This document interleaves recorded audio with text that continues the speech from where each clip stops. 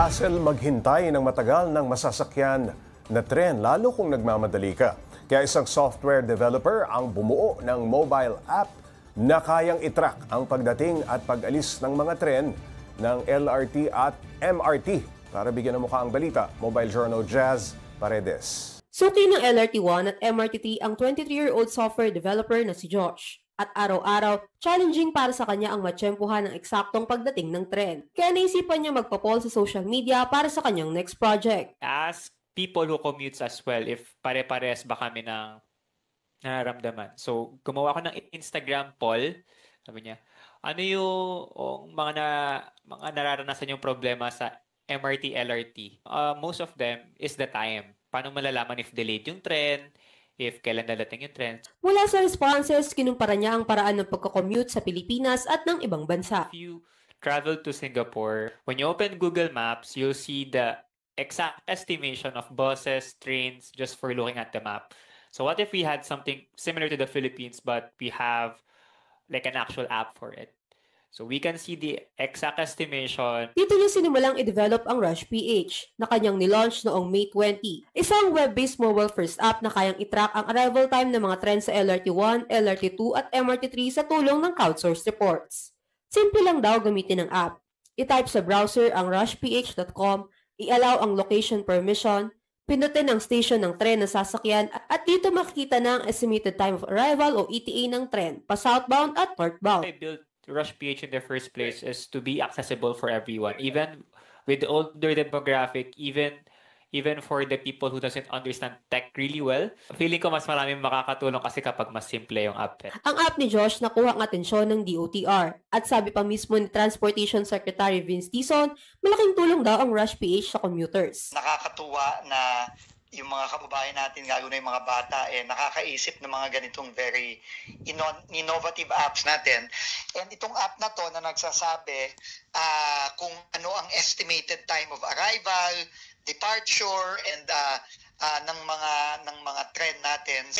Malaking tulong to. Sa ngayon ay nasa 84% accuracy ang app. Siguradong mag-i-improve pa ito dahil tutulong na ang DOTR kay Josh upang i-develop pa ito. Bibigyan natin ng access yung kanyang app sa actual command center ng MRT3 at yung LRT1 at LRT2 para mas maging accurate talaga yung kanyang application. And tutulungan din natin siya na mag-launch ito para magamit to as an app sa iPhone at sa Android. Bukod sa improvement ng accuracy, plano din daw nila dagdagan ng features para magamit din sa EDSA busway. Kalkulado man o hindi ang tagal ng pagbiyahe, huwag kakalimutang mag-ingat sa lahat ng oras. Mobile Journal, Jazz Paredes po, hatid, umukan, balita.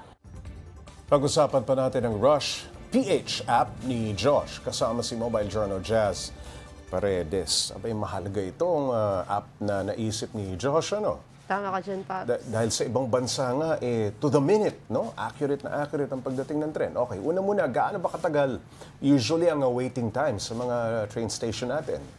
Actually, depending siya sa train station, Paps, Pero based on my personal experience din, ang pinakamatagal is usually 5 to 6 minutes. Okay. Pero kapag end station kasi, yung pinakadulong station, minsan nag-aantay pa, napapatagal pa. Okay, yung gumawa ng app na si Josh, siya lang ba mag-isa ang bumuo nito o may kasama siya? Actually, solo developer siya. Siya lang talaga gumawa nito at ginawa niya ito sa loob ng 4 days. And itong app na to, kasi nagko-commute siya, gumagamit siya ng MRT, LRT pag pumapasok siya sa Makati. And naisip niya, since developer din siya at syempre may struggles din siya sa pagbiyahe, naisip niya, ano kayang pwede kong gawing app? At doon din nagsimula, nagpa-poll siya sa Instagram. And so what it happened is, yung kanyang mga responses na nakuha ginamit niya yung information na yun. Doon niya nakuha yung idea na, oo nga, bakit wala tayong app na dedicated para malaman yung time of arrival ng ating mga tren? Doon na nagsimula yun, Paps. Okay, Jazz, paano na i-pattern ni Josh itong app niya sa ginagamit na train tracker sa abroad?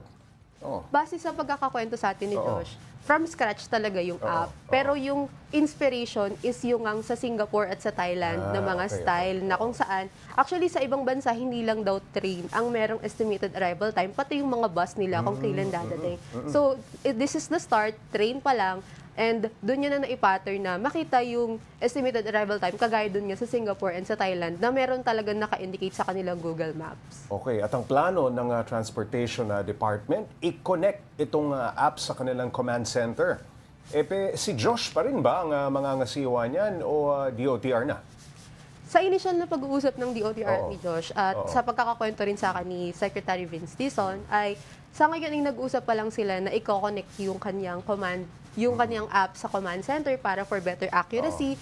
Pero sa ngayon ay hindi pa nila napag-usapan sino mga ngasiwa. Pero for security purposes, sa ngayon habang hindi pa nakakonect, in-ensure ni Josh na naka-encrypted yung user data para sure na safe yung security ng gumagamit ng mga apps. Ayun, maraming salamat, Mobile Journal Jazz Paredes.